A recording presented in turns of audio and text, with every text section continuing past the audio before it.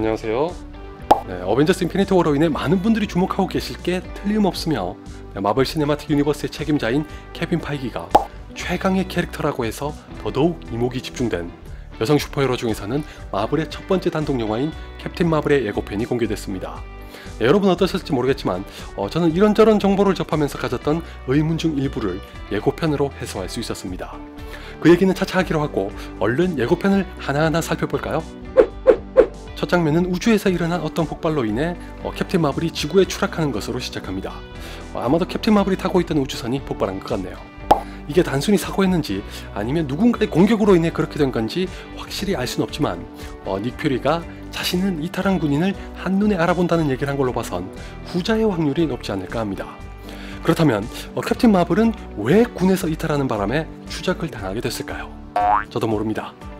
그걸 벌써 어떻게 알아요? 다음으로 캡틴 마블이 추락하는 걸 보면서 정말 새삼스럽게 또 한 번 마블의 센스에 감탄했습니다. 이건 좀 별개의 이야기가 길어지는 거라 여러분은 불편하실 수도 있겠지만 너무 반가워서 그냥 지나칠 수가 없네요. 아마 현재 미국에 사시는 분들이더라도 10대라면 모를 수 있는데 저기 보이는 블록버스터 비디오는 한때 가장 잘 나가던 비디오 대여점입니다. 이거 얘기하면 진짜 연식 드러날 것 같은데 설마 비디오가 뭔지 모르실 수도 있겠네요. 지금 10대라면 전혀 모르는 게 이상한 것도 아닙니다. 정식 명칭은 VHS고 이렇게 생긴 걸 기계에 넣으면 영화를 볼 수 있었답니다. 그런 시대가 있었답니다. 요즘은 그냥 다운받아서 보는 게 대부분이지만 블루레이나 DVD 정도는 아시죠? 그거의 조상이라고 보시면 됩니다. 우리나라에도 영화마을이라고 해서 체인이 있었는데 미국과 달리 2차 시장의 규모가 워낙 작았고 DVD나 블루레이를 사면 미친놈쯤으로 취급됐을 정도로 불법에 대한 인식까지 너무 낮았던 터라 일찌감치 거의 다 문을 닫았습니다. 시대가 급격히 변하면서 미국도 예외가 될 수는 없었던 탓에 본토에만 4,500개가 넘는 체인이 있었던 블록버스터 비디오도 현재는 유일하게 딱 하나만 남았습니다. 얼마 전에는 그걸 기념하고자 맥주도 한정판으로 생산했다는 소식을 들었습니다.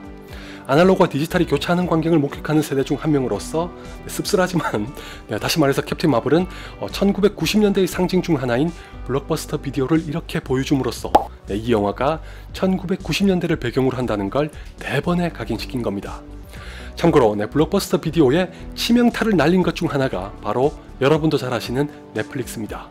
넷플릭스는 선견지명을 발휘하면서 지금의 자리에 오른 반면 블록버스터 비디오는 발빠르게 대응하지 못하면서 역사 속으로 사라지게 된 셈이죠. 이상 추억팔이였고요. 이 장면을 보면 캡틴 마블이 지구를 상당히 낯설어 한다는 걸 알 수 있습니다. 마치 캡틴 아메리카가 오랜 냉동 상태에서 깨어났을 때처럼 말이죠.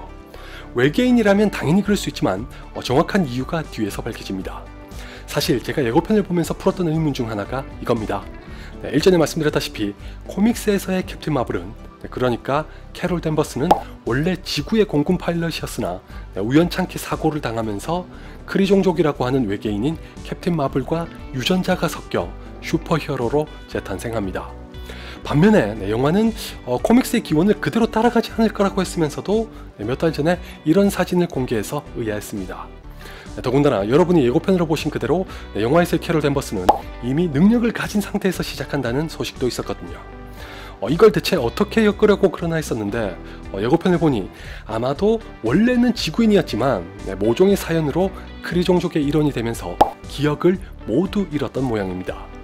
그 후에는 크리종족과 함께 지내다가 현재로서는 알 수 없는 어떤 사건으로 말미암아 지구로 오면서 과거의 기억을 떠올리게 되고 그 과정에서 캐롤이 어떻게 능력을 얻게 되는지까지 보여줄 것 같네요. 이런 장면을 보면 캐롤이 비행하는 도중에 크리종족과 조우했고 그걸 계기로 능력을 얻게 될 확률이 높아 보이지 않나요? 근데 크리종족은 왜 굳이 캐롤의 기억을 지워버렸을까요? 10중 8구 그게 이 영화의 핵심 포인트 중 하나가 될 거라고 생각합니다. 캡틴 마블이 지구로 떨어진 후에는 아주 반가운 두 사람과 만납니다. 바로 닉 퓨리와 콜슨입니다. 토로 1편에서 봤던 것처럼 지구로 미확인 물체가 떨어졌다고 해서 즉시 출동했겠죠. 1990년대가 배경이니 두 사람 다 아주 젊고 덩달아서 닉 퓨리는 당연히 아직 쉴드의 국장이 아닙니다. 콜슨도 조무래기였던 시절이라서 피부가 뽀얗네요. 네, 이런 걸 보면서 분장과 더불어 CG의 놀라운 기술력에 감탄하게 됩니다. 로고원을 볼 때만 해도 분명 어색했는데 어느새 이 정도로 발전했네요. 닉 퓨리의 경우는 이 장면에서 캡틴 마블만이 아니라 또 하나의 외계인도 만납니다. 이건 앞으로 아주 중요하게 작용할 수 있는 거니 유심히 들어주세요. 저기에 누워있는 건 필시 스크럴 종족일 겁니다. 닉 퓨리가 들고 있는 건 스크럴 종족의 무기겠죠. 이것도 일전에 말씀드렸던 적이 있는 것 같긴 한데 스크럴은 변신이 가능한 종족으로 크리 종족과는 앙숙관계입니다. 원래는 스크럴이 훨씬 우월한 종족이었으나 네, 괜히 무슨 실험을 한다고 깝죽대다가 크리 종족의 성질을 건드린 게 화근이 되면서 아주 긴 시간 동안 전쟁을 벌였고 그게 이 영화에도 영향을 미칠 것으로 보입니다. 당장 이 장면만 봐도 스크럴이 지구에 왔다는 걸 알 수 있죠. 코믹스에서는 크리와 스크럴이 전쟁을 벌이다가 어벤져스까지 엮여서 판이 커진다고 합니다. 그게 예전에 저와 함께 어벤져스4에 대해 얘기하던 중에 아로니아 님이 말씀하셨던 크리 스크럴 워의 이야기입니다. 더 나아가 스크럴이 본격적으로 등장한다는 건 역시 아로니아 님이 언급하셨던 코믹스인 시크릿 인베이전의 이야기로까지 이어질 수도 있다는 게 됩니다. 그때 아로니아 님이 말씀해 주셨다시피 스크럴 종족이 지구에 몰래 잠입해 활동하고 있었다는 게 밝혀지는데 그 중에는 슈퍼히어로도 여러 포함됩니다. 쉽게 말해서 캡틴 아메리카인 줄 알았는데 실제로는 캡틴 아메리카로 변신한 스크럴 종족이다. 뭐 이런 식으로 전개가 되면서 난장판이 벌어지는 거죠. 어디까지나 아직은 예측에 불과하지만 타노스가 어벤져스4에서 어떤 식으로든 퇴장하게 된다면 이런 대형 이벤트가 그 자리를 대신하게 되지 않을까 합니다.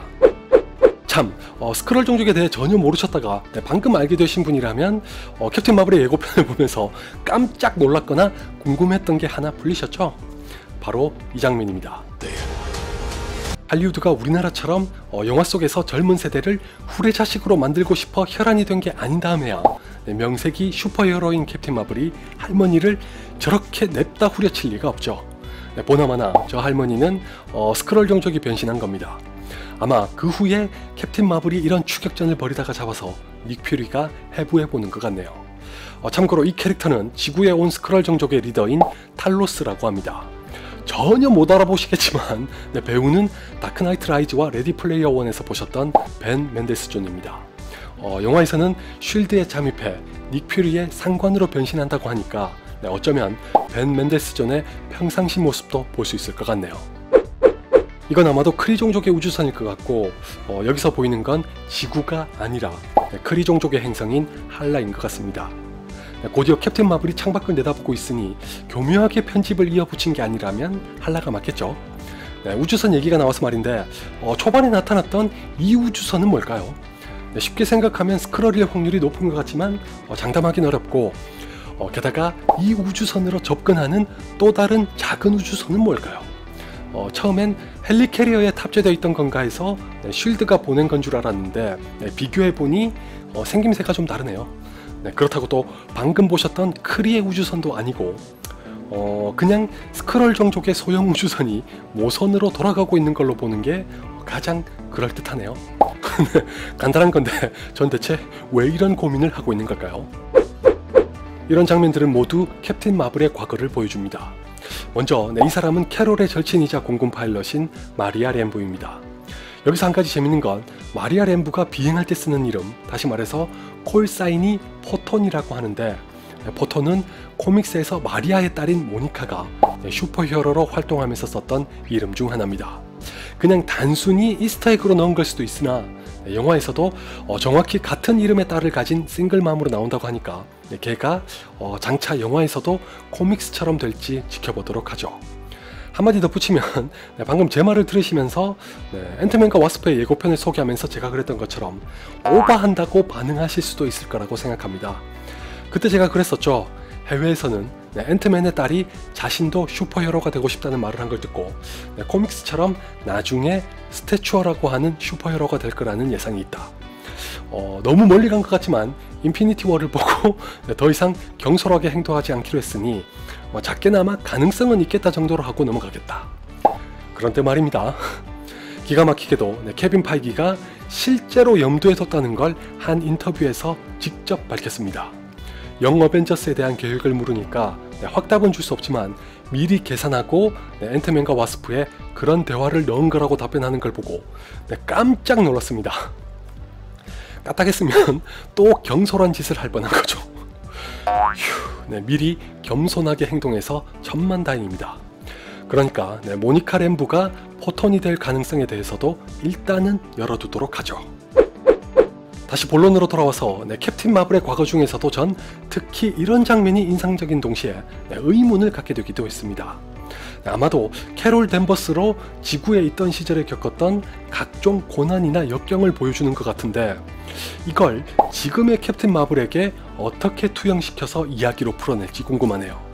예컨대 원더우먼이 데미스키라에서 흡사 우물한 개구리처럼 살면서 인간에 대한 순진무구한 믿음만 갖고 있다가 세상 밖으로 나오면서 크게 상처받고 분노했지만 그걸 극복하고 진정한 슈퍼히어로로 거듭난 것처럼 캡틴 마블에게도 필시 어떤 사연을 통한 내적 서사가 부여될 게 틀림없습니다. 솔직히 말해서 같은 여성 슈퍼히어로라서 원더우먼과 비교한 거지 아시다시피 영화에 그런 장치를 두면서 관객의 지지와 호응을 얻어내는 건 마블의 특기입니다. 물론 더 거슬러 올라가면 당연히 DC의 자랑인 다크나이트 3부작이 있죠. 있긴 있는데 빌어먹을 DC가 그 후에는 제대로 적용하지 못하는 바람에 지금 이 꼴이 나고 있다는 걸 말하지 않을 수가 없네요. 젠장. 이 장면에서 등장하는 건 캡틴 마블이 소속된 스타포스입니다. 스타포스는 궁극주의 체제라고 하는 크리 종족 내에서도 최고의 엘리트만 모인 일종의 특수부대입니다. 여기에는 여러분도 다 아시는 캐릭터 둘이 포함됩니다. 바로 가디언즈 오브 갤럭시 1편에서 봤던 코라스와 로난입니다. 둘 다 크리 종족이니까 캡틴 마블에서도 이렇게 다시 볼 수 있게 됐네요. 둘 중에서 로난의 경우는 왜 그렇게 미쳐 날뛰게 된 건지 이 영화를 통해 알 수 있게 될지도 모릅니다. 나머지 멤버는 이름이 좀 어려워서 제 발음이 어떨지 모르겠는데 민 에르바, 앳 라스, 브론 샤입니다. 외계인이라서 그런지 이름이 참 특이하네요. 그냥 간단하게 미네르바, 아틀라스, 브롱샤 이렇게 지으면 될걸 왜 이러는 거야? 그리고 마지막으로 주드로가 연기한 캐릭터는 스타포스의 리더라고 합니다. 원래는 다들 당연히 코믹스의 캡틴 마벨을 연기할 거라고 생각했는데 무슨 이유에선지 유독 이 캐릭터의 이름만 밝히지 않는 중입니다. 일각에서는 캡틴 마벨이 아니라 욘록이라고 코믹스에서 캡틴 마블과 캡틴 마벨을 모두 죽이려고 했던 캐릭터일지도 모른다는 얘기가 있긴 합니다.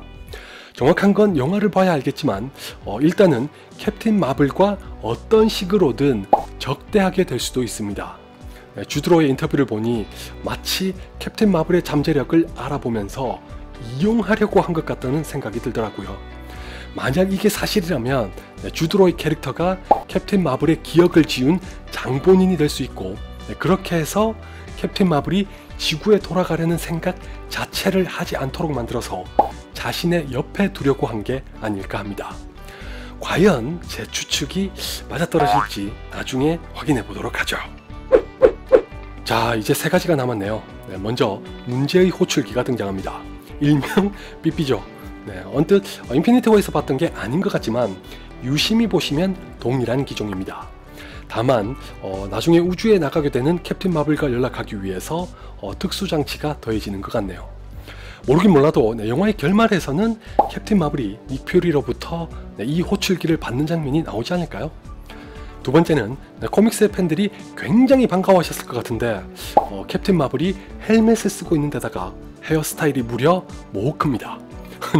오래전에 캡틴 마블의 이미지를 찾다가 이걸 보고는 야, 슈퍼히어로에게는 진짜 파격적이라고 생각했던 적이 있어서 그런지 저도 반갑더라고요. 이런 모습을 길게 보여줄 것 같진 않지만 코믹스 팬들을 위한 나름의 서비스를 준비한 것 같아서 보기 좋네요.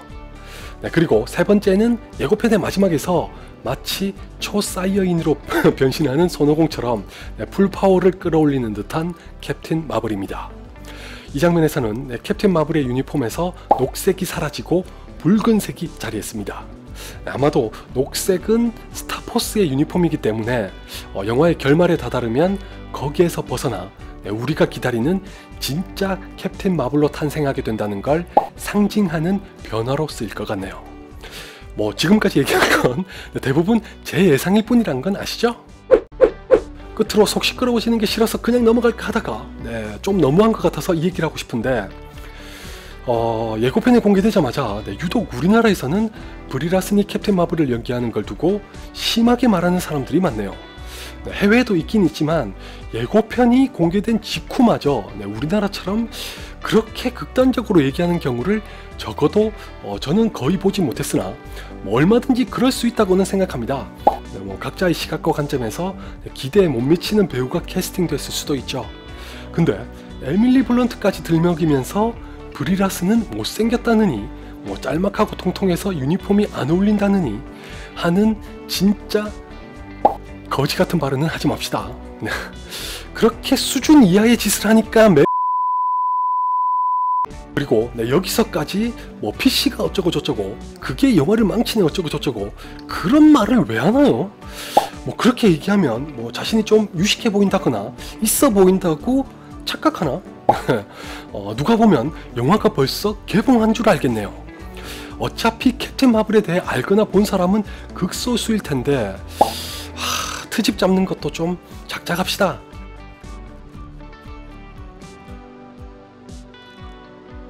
아무튼 저는 기대합니다.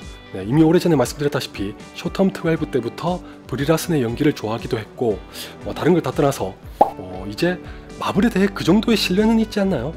예를 들어 저는 캡틴 아메리카라는 캐릭터에 대해 전혀 몰랐고 크리스 에반스에 대한 관심도 없었습니다.